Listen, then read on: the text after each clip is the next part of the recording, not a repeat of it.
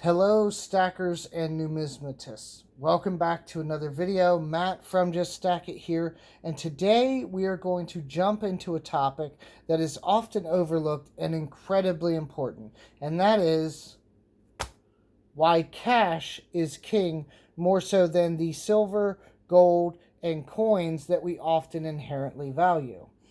Let's kick things off by talking about dry powder. Imagine it as ammunition in the world of precious metals and rare coins. When you have cash at your disposal, you are prepared to strike while the iron is hot, and here are a few reasons why. Seizing market opportunities. So, say for example, gold or silver make a swift move to the downside due to some market condition or some jobs report that comes out. Now, oftentimes, stackers and collectors are upset at these times because it's decreasing the value of what they already have. But you should not be worried about what you already have unless it's cash. What you should be worried about is how much you can buy while you're seeing these lower prices.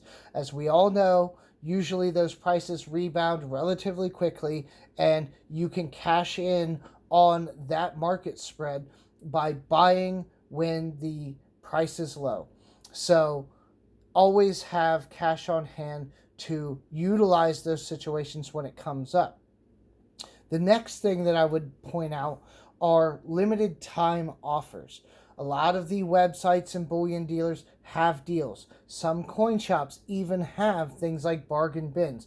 And while silver and especially gold are not always in those bins, occasionally you may find some.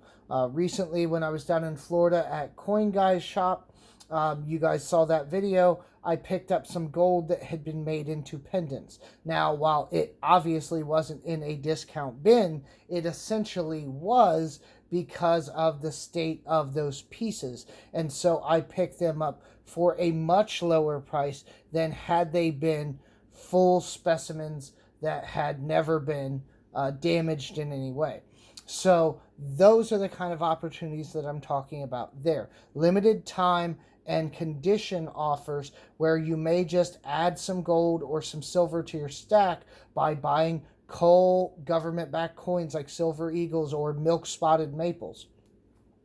Next up is cash discounts. Now, most of the time, the prices given at stores are the cash discount price, and you see this online as well as in person at your LCS.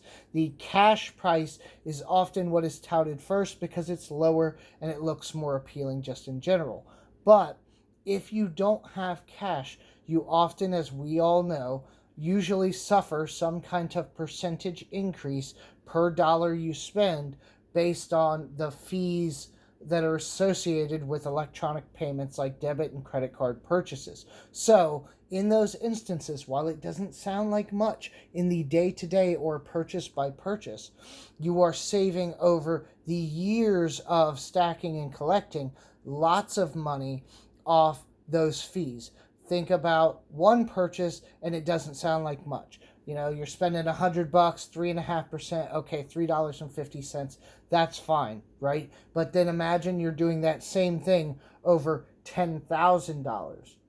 It starts to add up really quickly over time. So those are the things that you want to watch out for.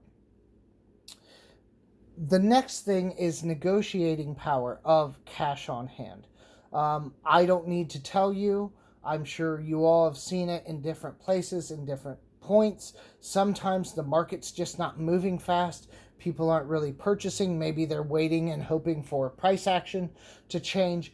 You never know. But whatever the circumstance may be, sometimes if somebody is selling and you're the only one buying, you can negotiate a better buying price, being that there's not much interest at the time. And if that seller really wants to liquidate that item and turn it into cash, well, you look like you're the only person there available to negotiate with. So you don't suffer any competition in the market, and you have a little more power in terms of negotiating for that lower price.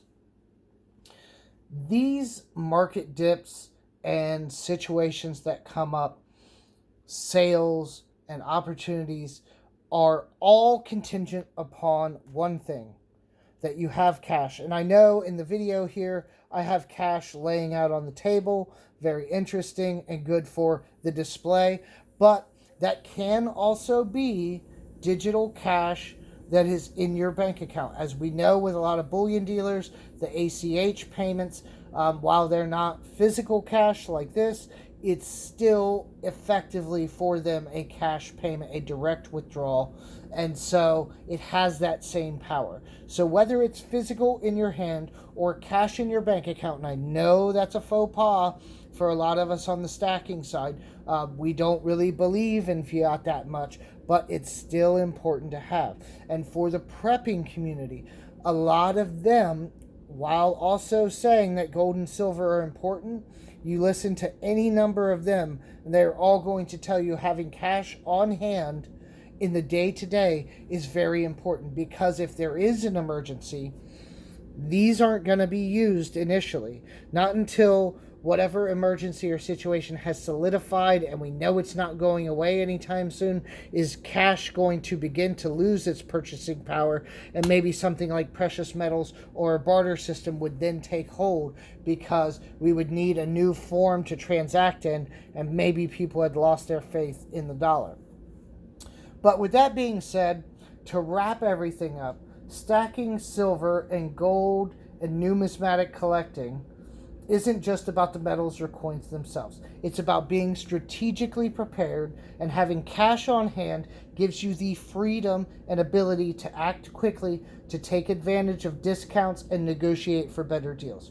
Remember, while it's important to hold precious metals and rare coins for the long haul, it is also important to have your cash as dry powder to be a game changer in the purchases that you're able to make within a specific time frame. So, I just want to thank everyone for your time and attention today. I want you to tell me in the comments section what you think of what I've said here today. Do you keep cash on hand, whether it's physical or in your bank account? And is it for the reasons listed? And not only that, but it also is key to an emergency fund, because contractors and stores don't take silver and gold. And sometimes you can act faster with cash than liquidating your metals. While they are very liquid, it still takes time to liquidate them and transform them into cash. So tell me what you think in the comments below. I appreciate everyone's time and attention, and I will see you all in the next video.